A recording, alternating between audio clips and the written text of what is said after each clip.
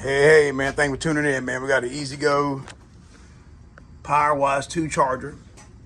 And you can see when we plug it in,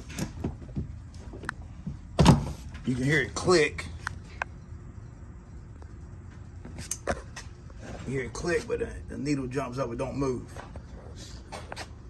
So what we're going to do here is show you how to do a little test. 99% of the time it's capacitor, but I'm going to show you how to check it and make sure. All right, you're going to put your voltmeter on volts 200.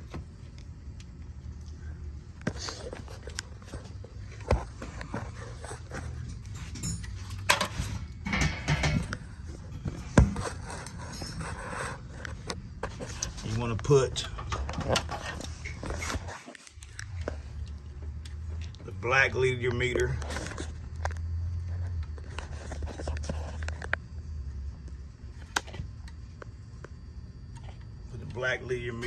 on the black wire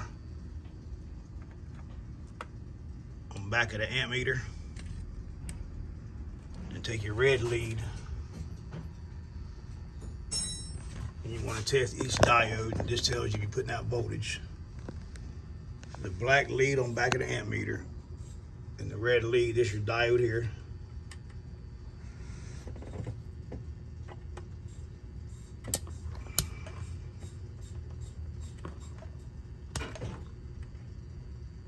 You can see that diode, there's two diodes, you got a top and a bottom. Voltage comes in here and puts out this way. And you can see you got AC voltage on the top, AC voltage on the bottom. All right, now if you wasn't getting no voltage here out the diodes, it could either be a bad diode or a transformer, more than likely probably a bad transformer. But then now what I'm gonna do, I'm gonna unplug it from the wall, and I'm going to hang. I got a capacitor here, and want to hang a capacitor on it. Now, capacitor stores voltage, so watch out and don't short them out. All right, so what I'm gonna do here is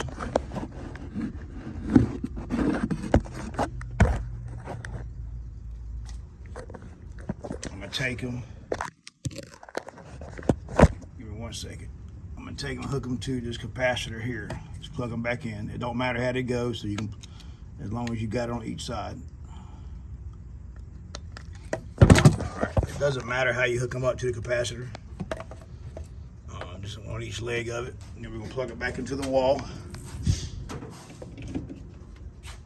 and plug it back into the car. And we'll see what it does. All right, man, so the charger works. The problem was the capacitor was bad. Now, if you don't get no clicking sound out of them, if you look, right here's your relay. You can bypass the relay with this wire and tie it to this wire. All right, man, stay tuned, man. I'll try to make some more videos, man.